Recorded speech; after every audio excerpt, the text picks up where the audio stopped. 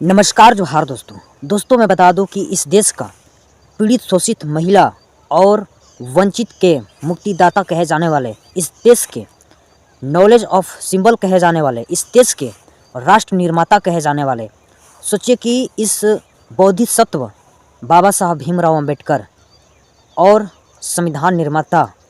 इस देश के लाखों करोड़ों शोषित वंचित और महिलाएं के दिल पर राज करने वाले बाबा साहब भीमराव अंबेडकर की जिस प्रकार से आज मनुवादी विचार के लोग और जातिवादी से घेरे हुए जातिवादी के लोग, जातंगवाद के लोग, और मैं क्या ही बताऊं, दो कौड़ी के इंसान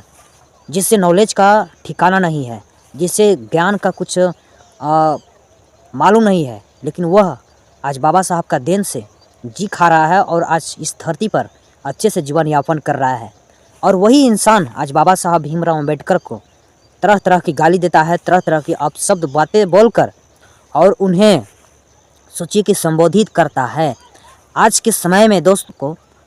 अपमान कर देते हैं, गालियां देते हैं, और कुछ देरी बाद नाक रगड़कर, हाथ जोड़कर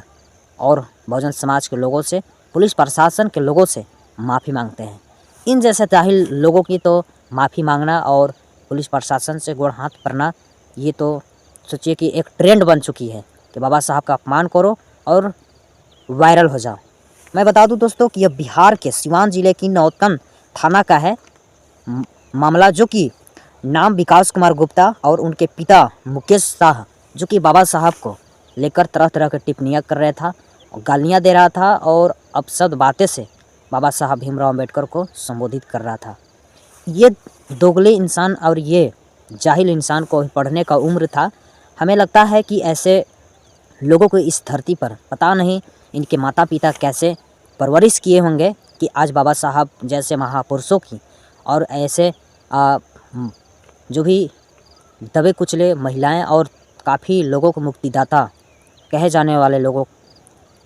वाले बाबा साहब भीमराव अंबेडकर के ऊपर गलत टिप्पणियाँ और गालियाँ से संबोधित कर रहा है। ऐसे लोगों को तो जहर खाकर मर जाना चाहिए था। मैं बता दूं कि भीम आर्मी के प्रदेश संगठन महामंत्री थाना में एफआईआर दर्ज करने के लिए पहुंचे थे, लेकिन एफआईआर दर्ज करने से पहले इनके पिताजी गिड़गिड़ाने लगे और ये भी माफ़ी मांगने लगा। तब जाकर लोग इन्हें माफ़ कर और इस कार्य को रोकने का प्रयास किए, और इन जैसे दोगले और दो कौड़ी के इंसानों से पूछताछ करने का प्रयास भी किया गया कि अब की बार अगर दोबारा बाबा साहब के ऊपर टिप्पणियाँ किया और गालियाँ दिया तो तुम सोचना, और तुम्हारे जितने भी फैमिली है और जिस प्रकार से तुम जी खा रहे हो, बिल्कुल असंवैधानिक रूप से बाबा साहब के ऊपर टिप्पणियाँ कभी मत करना, या किसी भी महापुरुष के ऊपर अगर कहीं दोबारा सुन लिया तो तुम्हें जेल के अंदर ही चक्की चलाना होगा और आटा पीसना होगा। तो वह जानते हैं क्या बोलता है, वह हाथ जोड़कर, नाक रगड़ कर और माफ़ी मांगता है, कहता है मैं दोबारा आपसे गलती नहीं करूंगा, जीवन भर मरते दम तक। ये है जिस प्रकार से शान से आकर बाबा साहब के ऊपर गालियां देता है, उसी प्रकार से शान से आकर नाक रगड़कर, हाथ जोड़कर माफ़ी भी मांगता है। तो मैं बता दूं कि जिस प्रकार से बाबा साहब भीमराव अंबेडकर आज सभी देशवासियों के लिए, सभी वर्गों के लिए और सभी महिलाएं के लिए जो कार्य करके गए हैं और एक सुंदर सा संविधान देकर गए हैं, कहीं न कहीं ये बाबा साहब भीमराव अंबेडकर यह नाम नहीं है दोस्तों, यह बहुत ही ब्रांड नाम है। और इस भारत देश का सोचिए कि देश के संविधान निर्माता नहीं, यह सभी देशवासियों के लिए भगवान कहे जाते हैं, और भगवान हैं,